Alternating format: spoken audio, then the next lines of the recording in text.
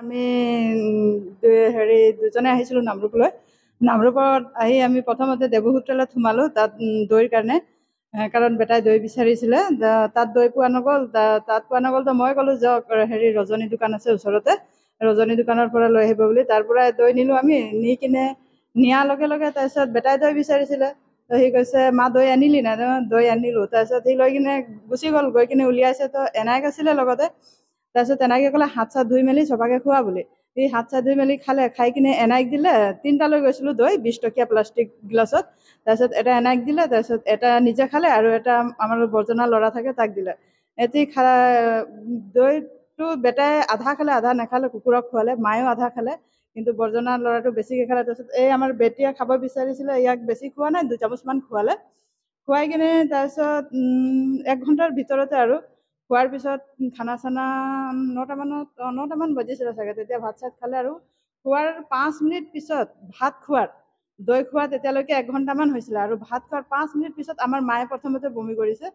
তো মায়ে ক'লে হেৰি ভণ্টি মোক ঘৰত থৈ আহিবি, মোক বমি বমি লাগিছে। তো মই ক'লোঁ বমি বমি লাগিছে, কি হ'ল, কিবা হ'ল নেকি? নাই, মায়ে কৈছে অকল বমিহে লাগিছে বুলি ক'লে। মাক থৈ আহিছোঁ, আহি লগালগ দেখিছোঁ ডাঙৰটোৱে বমি কৰিছে, বৰ্জনা ল'ৰাটো বেটাই কৰিছে। তাৰপিছত ই শুই আছিলে, ই হোৱা ভাগে বমি কৰিছে। তাৰপিছত মই ক'লোঁ মাক ফোন কৰচোন, এতিয়া থৈ আহিছোঁ, মা বমি কৰিছে নেকি? তাৰপিছত ঘৰত ফোন কৰিছে, দাদাই কৈছে অঁ মা একদম পূৰা বমি কৰি আছে। একদম লগালগ মানে গোটেই 4টা একদম বমি কৰিছে। তো বমি কৰিছে, তাৰপিছত মই লগালগ ৰজনীক ফোন কৰিলোঁ। মই সেইমতে ৰজনীক ফোন কৰি কৈছোঁ দাদা বোলো আপোনাৰ দোকানৰ পৰা আজি দৈ আনি খাই কিনে গোটেইকেইটা বমি কৰিছে। তো সি ক'লে আৰে দৈটো বহুতে খাইছে বুলি কৈছে, দৈ খোৱা হ'লেতো যিমানে খাইছে গোটেইকেইটাৰ হেৰি হ'ব বুলি কৈছে। মই কৈছোঁ হয়, দৈটো যদি খাইছে কিবা প্ৰব্লেম আছে হ'লে গোটেইকেইটাৰে হ'ব। সি কৈছে নহয় দৈৰ কাৰণে হোৱা নাই, আজি গৰম কেনেকুৱা, গৰমৰ পৰা কাৰণে হ'ব পাৰে। তো মই ক'লোঁ ঠিক আছে, গৰমৰ কাৰণেও হ'ব পাৰে। তো কৈছে তুমি ঠাণ্ডা ফ্ৰিজত আছিলে নিকিনি লগালগ খুৱাইছে চাগে। মই ক'লোঁ আনিলোঁ, আনি লগালগতো ল'ৰা, সৰু ল'ৰা খাবই, মই ঠাণ্ডাই আছিলে দৈটো দিলোঁ, খালে বুলি কৈছোঁ। তাৰপিছত বাচি থকা দৈটো আমিও আনি খাইছোঁ বুলি কৈছে। 2টা দৈ বাচি আছিলে, লাষ্টত আমি আনিলোঁ, খালোঁ, আমাৰতোচোন একো হোৱা নাই বুলি কৈছে। তো মই সিমানটোৱে কথাটো থৈ দিলোঁ আৰু হ'ব বাৰু ঠিক আছে, দৈ খাই হ'ল নে এতিয়া কি খাই হ'ল, কিন্তু মই সিহঁতক মেডিকেল লৈ গৈছোঁ বুলি ক'লোঁ।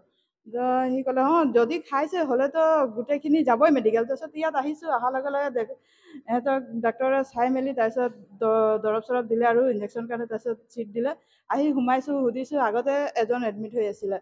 সিহঁতক সুধিছোঁ, সি কৈছে নহয় দৈ খায়ে এনেকুৱা হৈছে। অঁ, মই সিহঁতক সুধিলোঁ কি হ'ল, সিহঁতি কৈছে নহয় তাৰ পৰা দৈ খাই এনেকুৱা হৈছে। তাৰপিছত আৰু অলপ দেৰি পিছত ৰখাৰ পিছত আকৌ আহিছে 2জন। তাৰপিছত খবৰ পাইছোঁ কি আৰু বাকী পালাংটিপাৰ মানুহখিনি কেইটামান নাহৰণিৰ ফালে গৈছে বুলি শুনিছোঁ। দুপৰীয়া ভাত খাই মেলি আকৌ ৰজনী হোটেলত 6টামান বজাত আহি দৈ খালে, দৈ খাই আকৌ জিমলৈ আহিছিলে। জিমৰ পৰা আকৌ যেতিয়া ঘৰলৈ উভতি গ'ল, তেতিয়া মানে খুব পেট বিষাইছিলে, পেট বিষত তত নাইকিয়া হৈছিলে, আৰু সেইটো আৰু বমি হৈছিলে।